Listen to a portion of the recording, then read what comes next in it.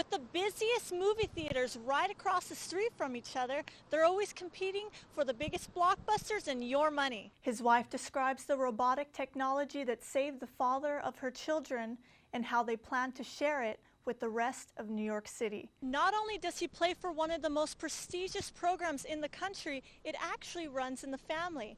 His brother plays for Colorado, and they will be going head-to-head this weekend at the UCLA homecoming game. What is it about the popular recreation that helped Corinne? We asked Dr. Brown, and he says the secret may lie in yoga's breathing techniques. These barriers have not moved for weeks, ever since construction stopped. We called the construction company to see why this project has not been finished and have received no call back. It used to be that if you pulled away before the meter expired, the next person to pull up would get some lucky free minutes. Athletes like Alberto Cid hoped that playing football at UCLA would change his life, and it certainly did. I hit someone and like my eye, I started seeing black dots, and I was like, oh, I knew I was messed up. Alberto suffered multiple concussions, showing that a man that's 6'3" and over 300 pounds can still be vulnerable on the field. I'd go sometimes 2 days without sleeping. Headaches. The headaches have gotten a little bit worse sometimes. They range from super high or low. Alberto worries his concussions could have long-term effects.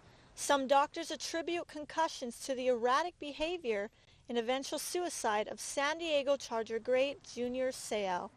So my parents started telling me, well, if you keep on playing, we don't want to see you hurt yourself, and we're not going to go to your games. Since hanging up his helmet, Alberto has been focusing on school and his new dream of inspiring children to safely play the game he loves. I just use football as my outlet to get to where I want to be and ultimately help children and be involved with the youth. In the meantime, he will continue checkups with his doctors who plan to monitor his condition. At UCLA, I'm Bianca Hock. A hands-on machine just as old as the neighborhood that it sits in. People forget that hands can make things and sell them. And it keeps Rosanna Cavermo in business.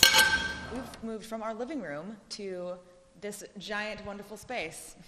Printing custom greeting cards with a vintage printing press in a neighborhood filled with empty, expensive storefronts. For the month of November, while we're in Westwood Village, we're not paying any rent at all. Now the fun part starts. Rosanna's business is one of 11 chosen by the Hammer Museum to get free rent and help bring the arts back to Westwood Village.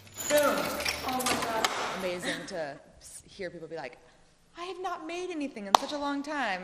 So I don't know. I love what I do, so it's really fun to share it. The free rent expires at the end of the month, but this momentum is exactly what this company and this community needs. Something definitely worth a thank you card. In Westwood, I'm Bianca Hock.